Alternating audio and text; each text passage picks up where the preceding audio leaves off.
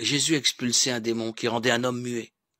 Lorsque le démon fut sorti, le muet se mit à parler, et la foule fut dans l'admiration. Mais certains se mirent à dire, c'est par Belzéboul, le chef des démons, qu'il expulse les démons. D'autres, pour le mettre à l'épreuve, lui réclamaient un signe venant du ciel.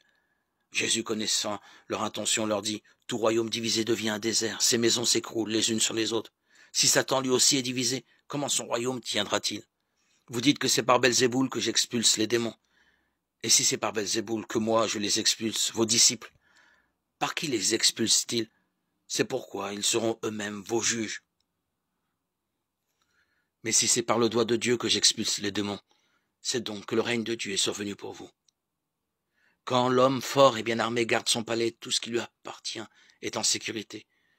Mais si un plus fort intervient et triomphe de lui, il lui enlève l'équipement de combat qui lui donnait confiance et il distribue tout ce qu'il lui a pris. Celui qui n'est pas avec moi est contre moi, celui qui ne rassemble pas avec moi disperse. Quand l'esprit mauvais est sorti d'un homme, il parcourt les terres desséchées en cherchant un lieu de repos. Et comme il n'en trouve pas, il se dit, je vais retourner dans ma maison d'où je suis sorti. En arrivant, il la trouve balayée et bien rangée. Alors il s'en va, et il prend cet autre esprit encore plus mauvais que lui. Il y entre, et il s'y installe. Ainsi, l'état de cet homme est pire à la fin qu'au début.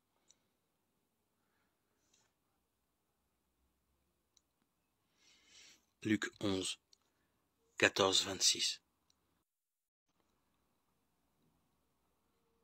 Du milieu de la foule, un homme demanda à Jésus, « Maître, dis à mon frère de partager avec moi notre héritage. » Jésus lui répondit, « Qui m'a établi pour être votre juge ou pour faire vos partages ?» Puis, s'adressant à la foule, « Gardez-vous bien de toute âpreté en gain, car la vie d'un homme, fût-il dans l'abondance, ne dépend pas de ses richesses. » Et il leur dit cette parabole. Il y avait un homme riche dont les terres avaient beaucoup rapporté. Il se demandait, « Que vais-je faire? Je ne sais pas où mettre ma récolte. » Puis il se dit, « Voici ce que je vais faire. Je vais démolir mes greniers, j'en construirai de plus grands, et j'y entasserai tout mon blé et tout ce que je possède. Alors, je me dirai à moi-même, te voilà avec des réserves en abondance pour de nombreuses années. Repose-toi, mange, bois, jouis de l'existence. » Mais Dieu lui dit, « Tu es fou. Cette nuit même, on te redemande ta vie. Et ce que tu auras mis de côté, qui l'aura? Voilà ce qui arrive à celui qui amasse pour lui-même, au lieu d'être riche en vue de Dieu. » Luc 12, 13-21.